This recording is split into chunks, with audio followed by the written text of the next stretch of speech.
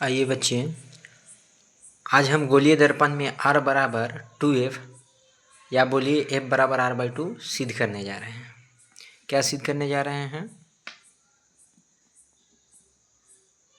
गोलीय दर्पण में R बराबर 2F बोलिए, या इसको F बराबर बोलेंगे तो क्या हो जाएगा R/2। ये सिद्ध कर रहे हैं। क्या कर रहे हैं बच्चे? सिद्ध। पहले रफ में समझते हैं। क्या समझते हैं बच्चे बाबू? रफ में समझते हैं, इसके बाद हम बेसिक इसको हम माने बनाएंगे कि एग्जाम में कैसे हमको करना है। गोलीय दर्पण में हम अवतल ले लेंगे। क्या ले लेंगे? अवतल।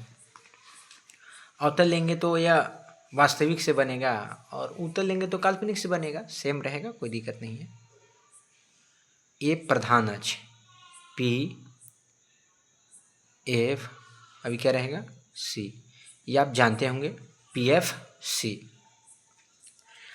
आपको पता होगा इसको प्रधान अक्ष बोलते हैं। इसको क्या बोलते हैं? प्रधान अक्ष। यानी PC जो है PC, P से C तक, इसको क्या बोलते हैं बाबू?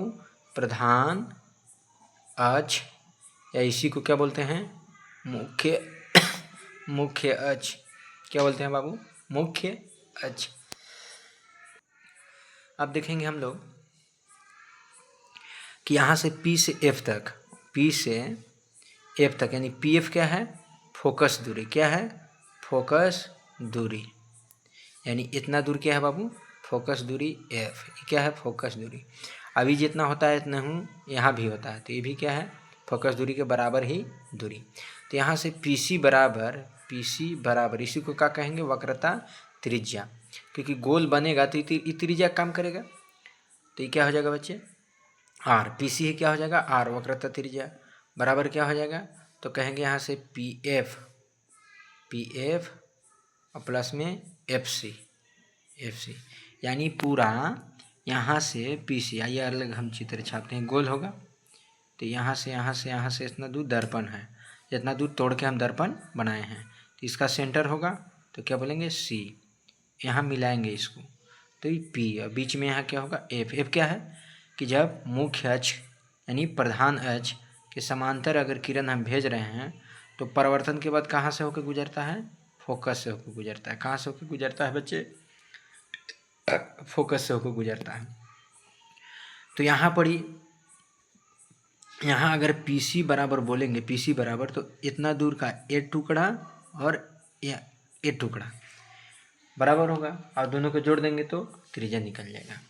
आइए, हमको वो नहीं समझाना हो तो बेसिक आप लोग को पता ही होगा। आइए हम मेन इसको समझते हैं। ये गोलीय दर्पण है। क्या है बच्चे? गोलीय दर्पण। ई क्या हो गया? P, ई क्या हो गया? F, अभी क्या हो गया? C। आपको चित्र कैसे बनाना था? यहाँ सीधे भेजाएंगे और F से लौट जाएंगे। ये चित्र बनाना है। ये चित्र बनाने के बाद आपको यही समझना है कि आपतित किरण, अच्छा आप ऐसे पढ़ते होंगे तो आपतित किरण, परावर्तित किरण, और बीच में अभिलंब। अब बताओ, ये भी तो है आपतित किरण, अभी परावर्तित किरण।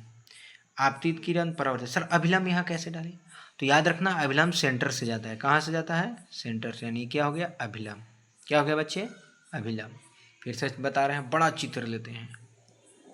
इतना बड़ा ले लिए, दर्पण हो गया, ये P हो गया, ये F हो गया, अभी C हो गया। इसको हम इसके समांतर भेजते हैं, इसके समांतर, तो टकरा के कैसे जाएगा? फोकस। यानी ये आपतित किरण, ये हो गया परावर्तित किरण। अब इसमें अभिलंब डालेंगे। क्या डालेंगे? अभिलंब। आपतित किरण और परावर्तित किरण के बीच में क्या होता है? अभिलंब कहाँ से जाता है? सेंटर से।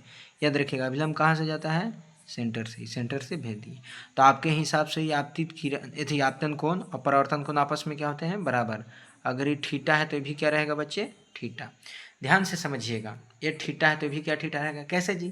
तो परावर्तन के नियम से।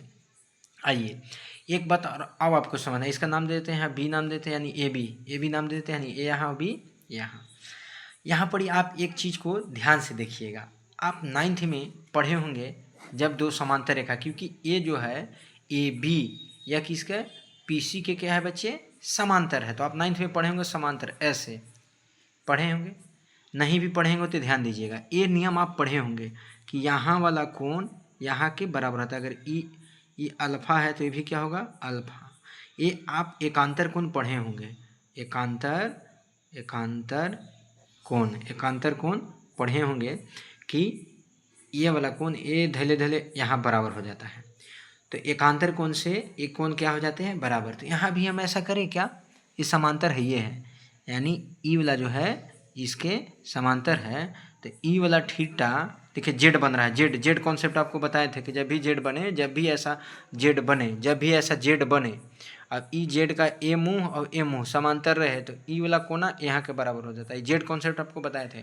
यहाँ भी जेड बन रहा है, देखिए कैसे, ये देखिएगा कैसे, यहाँ गया ये, यहाँ आया, यहाँ जेड बन रहा है, तो ई वाला थीटा इस थीटा के बराबर होगा यस या नो।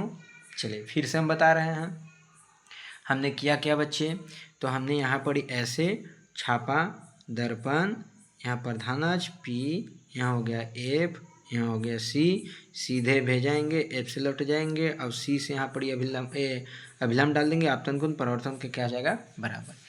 यानी यहाँ पर ई थीटा कैसे बराबर हुआ, तो परावर्तन के नियम से, आपतन कोण परावर्तन कोण। अरे इसको ऐसे समझो, उलट के ऐसे देखो, ऐसे समझिए आप, देखिए दर्पण में एने से आया गया तो आपतन कोण परावर्तन कोण बराबर। अब समझ गए होंगे, अब इसको सीधा कर लेता हूँ।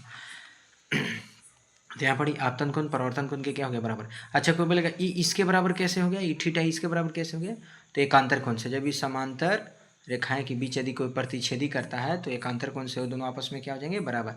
यानी ये दोनों बराबर कैसे हो गया, एकांतर कोण से, यानी ई वाला और ई वाला बराबर हो गया एकांतर कोण से, ये दोनों बराबर हो गया कैसे जी, तो परावर्तन के नियम से आपतन कोण परावर्तन कोण बराबर है। अगर रूट थीटा है तो ये रूट थीटा होगा। इतना समझ गए होंगे, सिंपल एकदम है। आगे हम इसको चलते हैं। अच्छा ये देखिए छोटा सा त्रिभुज बन रहा है, ये दिख रहा है, ये छोटा सा त्रिभुज जिसमें हम कलम चला रहे हैं, त्रिभुज दिख रहा होगा, नाम क्या है CAF, नाम क्या है त्रिभुज CAF। गौर से देखिए, इसमें दो गो कोण, इसको हम अलगे करते हैं, CAF को हम अलगे करते हैं, ध्यान दीजिएगा, यानी अलगे करते हैं बच्चे, इधर चलो CAF को हम अलग करते हैं, ऐसा ना है CAF,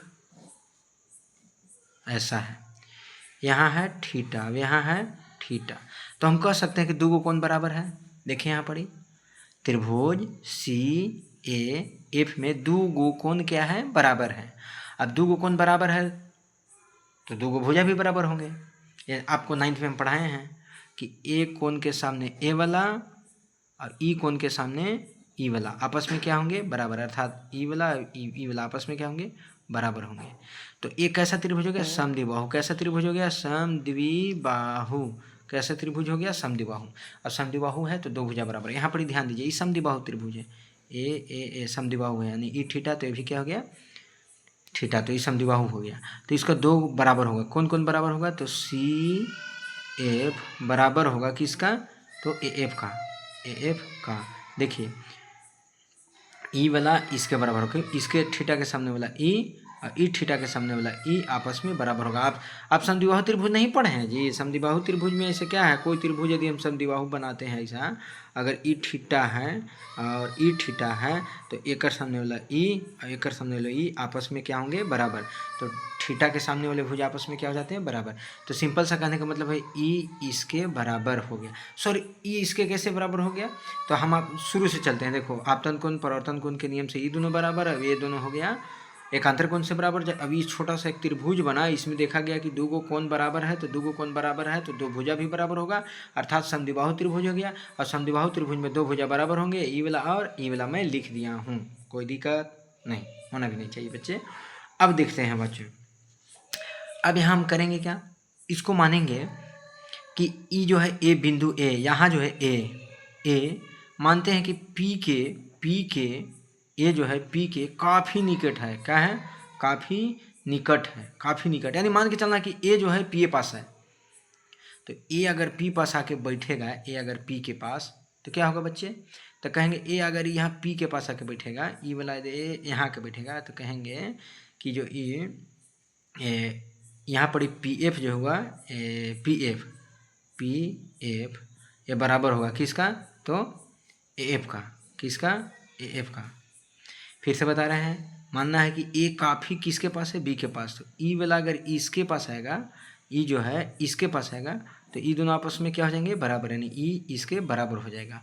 आप सोच के देखिए ना, ऐसा कोई है, ऐसा है, यहाँ से यहाँ एफ है, यहाँ देखिए यहाँ एफ है बच्चे, ऐसे एफ है, और यहाँ पर कोई रेखा है, यहाँ ए नाम है, यहाँ पी नाम है।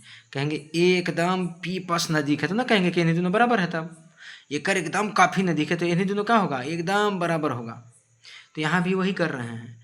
ई जो ई वाला है, देखिए हम चला रहे हैं कलम, ई जो ई वाला है, ई इसके काफ़ी नज़दीक है, तो इन्हीं दोनों आपस में क्या होंगे, बराबर। अर्थात यहाँ से बोलेंगे कि पी एफ जो होगा एफ के क्या होगा, बराबर होगा।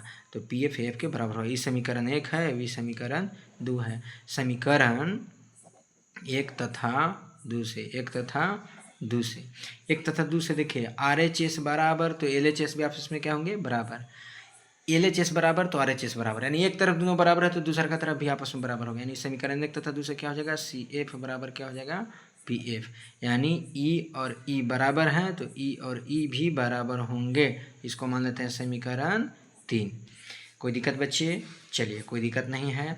अब हम करेंगे क्या, तो बस ई जो हम आपको पढ़े थे, यहाँ आर बराबर बताए थे, P F plus P C, तो यही निकालेंगे आर बराबर। अरे ये आर बराबर क्या होगा, आर वक्रता त्रिज्या बराबर क्या होगा, तो ई होगा कि नहीं, पी, यहाँ से देखिए पी एफ क्या होगा बच्चे, तो पी एफ और प्लस में पी एफ प्लस में क्या हो जाएगा, तो यहाँ से हो जाएगा आपको P F plus F C या सी एफ, एफ सी या सी एफ। तो यहाँ क्या लिख देते हैं, सी एफ। तो आर बराबर पी एफ कितना है, पी एफ को छोड़ दीजिए इसी, P F plus C F की जगह क्या बिठाएंगे, पी एफ कहाँ से जी, तो समीकरण 3 से हम बैठाएं। तो आर बराबर हो गया 2 पी एफ, तो आर बराबर हो गया 2 गुने पी एफ को क्या बोलते हैं, फोकस, आर बराबर 2f। आइए इसको हम समझते हैं, लिखे हैं बहुत बढ़िया तरीके। अब एक ही साथ लिखना और समझाना, मोबाइल एक हाथे धरे हैं, प्रॉब्लम होता है, इसलिए हम आगे लिख दिए बच्चे। गोलीय दर्पण में सिद्ध करें आर बराबर 2f या एफ बराबर r/2। यहाँ चित्र छापे हैं, चित्र को एकदम आराम से समझना है बच्चे, उधर हम समझाए थे, इसी तरह आपको चित्र छापना है। ये है आपतित किरण आया और टकरा के चला गया, तो ये दोनों आपतन कोण परावर्तन कोण बराबर होंगे, होंगे या नहीं होंगे। अब ई वाला कोण इसके बराबर होगा थीटा, कैसे, तो जेड कॉन्सेप्ट बताए थे, कैसे जी बच्चे, तो एकांतर कोण से। चित्र आप समझ गए होंगे। अब यहाँ पर ही हम करेंगे क्या, ये त्रिभुज में देखा गया, छोटा चौका त्रिभुज में, कि ये जो ये छोटा त्रिभुज बना, ये वाला जिस पे हम कलम चला रहे हैं, ये त्रिभुज जो बना, इस त्रिभुज में क्या है बच्चे, 2 कोण बराबर है, तो 2 कोण बराबर है तो 2 भुजा भी बराबर होगा। ई कोणवा के सामने वाला ई वाला भुजा, अब ई कोणवा के सामने वाला ई वाला भुजा आपस में क्या होंगे, बराबर होंगे। आइए इसको हम ज़्यादा रफ नहीं करते हैं ना, वो चित्र खराब हो जाएगा। तो यहाँ लिखेंगे चित्र में बी ए आपतित किरण है, देखिए तो जी बी ए आपतित किरण है, दर्पण पे आया, देखो तीर भी दिया है, आ रहा है, आपतित किरण है। तो परिवर्तन के नियम से हम चलते हैं। एंगल बी ए सी, क्या लिखेंगे, बी ए सी, यानी ई वाला एंगल बी ए सी, ई कोण बराबर होगा के कर, तो यहाँ वाला से सी ए एफ, यानी ई वाला का बराबर। अरे एक तो नहीं, वही बराबर दोनों थीटा हो गया आपका, कैसे जी, तो परिवर्तन के नियम से। इसका नाम देवे नहीं आएगा। अच्छा, ई कौन, कोई बोलेगा टी आर एस, इसका नाम दीजिए, तब ना कहिएगा कि वो एन से पढ़ेंगे, तो आर टी एस, या एन से पढ़ेंगे तो एस टी आर। तो बस यहाँ भी एंगल हम आपको दिए हैं, तो परिवर्तन के नियम से क्या हो गया, बराबर। चूंकि हम जानते हैं बाबू, देखो चूंकि बी ए सी, यानी यहाँ पर ध्यान दीजिएगा, बी ए सी यानी बी ए सी, ई वाला कोण इसके बराबर होगा, कैसे, एकांतर कोण से। तो ई कोण बी ए सी बराबर होगा के कर, तो ए सी एफ के, ए सी एफ के, ई कोण के बराबर होगा, यानी ई वाला कोण ई वाला के बराबर होगा। तो यहाँ लिख दिए बी ए सी कोण ए सी एफ के बराबर होगा, कितना होगा बराबर, तो थीटा कैसे हुआ, एकांतर कोण से बराबर होगा। अब लिखेंगे चूँकि त्रिभुज ए एफ सी, त्रिभुज ए एफ सी, देखिए यहाँ पढ़ी ए एफ सी, ई त्रिभुज ए, देखो ए एफ सी, ये त्रिभुज बन रहा है ए एफ सी। इसमें क्या हो जाएगा बच्चे, त्रिभुज ए सी में दो कोण बराबर है, अतः यह समद्विबाहु त्रिभुज होगा।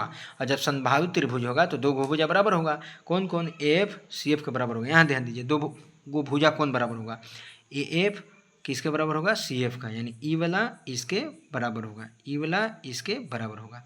यही लिख दिए हैं, इसको मानिए समीकरण 1। लिखते हैं कि यदि ए बिंदु पी के काफ़ी निकट हो, ए बिंदु पी के क्या है, निकट है। यहाँ देखिएगा चित्र में, ए बिंदु ए के काफ़ी निकट है, तो देखिए ना ई वाला अगर एक घींच का स्प्रिंग है, या स्प्रिंग है बच्चे, तो इसको हम क्या करेंगे, घींच के इसको सटाएंगे। देखिए ई जो है इसको घींच के सटाएंगे यहाँ, तो ई वाला यानी ए एफ, ई वाला जो है ए एफ, ई जो है ए एफ ना कहेंगे कि पी एफ का बराबर है, ए एफ पी एफ कह रहे, इसको खींच के सटाएंगे, काफ़ी नज़दीक लाएंगे तो ई वाला डंडा वही डंडा बराबर ना है, तो यही लिखेंगे ए काफ़ी, ए जो है ए पी के काफ़ी निकट है, तो ए एफ पी एफ के बराबर हो गया, यानी ई वाला ये जो है A F E P F के काफ़ी क्या होगा, है माने बराबर होगा। तो समीकरण हो गया 2। तो लिखेंगे यहाँ पर समीकरण 1 तथा 2 से चलेंगे, तो 1 तथा 2 से चलेंगे तो क्या जाएगा बाबू, यहाँ पर ध्यान देखिए, आर एच एस बराबर तो एल एच एस भी बराबर, यहाँ पर एल एच एस बराबर है, यानी एल एच एस बराबर, अरे आगे बराबर एने उन्हें लिखे कोई दिक्कत ना है, एल एच एस बराबर है तो आर एच एस भी क्या आ जाएंगे बराबर। देखो 1 और 2 में, समीकरण 1 और 2 में एक तरफ बराबर तो दूसर की तरफ भी क्या आ जाएगा बराबर। तो यहाँ 3 में क्या आएगा, एने वाला, देखिए एने वाला बराबर है तो एने वाला सी एफ और पी एफ आपस में क्या बराबर हो जाएंगे, यानी सी एफ बराबर पी एफ। समीकरण 3 से कैसे जी, तो समीकरण 1 एवं 2 से। अब लिखेंगे चूंकि पी सी बराबर पी सी यहाँ पर ध्यान दीजिए, पी सी यानी वक्रता तीजा बोल रहा है, तो पी सी बराबर क्या हो जाएगा, पी एफ प्लस में एफ सी। अरे पूरा समूचे बराबर, ये टुकड़ा प्लस सी टुकड़ा नहीं होगा, तो पी सी बराबर P F plus F C, यानी यहाँ पर देखिएगा पी सी बराबर P F plus C F. इसको याद रखिएगा, आप नोट कर करके एक बार बढ़िया तरीके जरूर समझिएगा और 2-3 बार सिद्ध करिएगा जरूर। तो पी सी बराबर हो गया ई पी एफ प्लस यहाँ पर क्या हो जाएगा C F. Sir E P F तो सही है, इस सी एफ की जगह पी एफ काहे लिख दिए सर, तो समीकरण देखिए 3 से, यहाँ समीकरण 3 से समीकरण क्या हो गया बच्चे 3 से।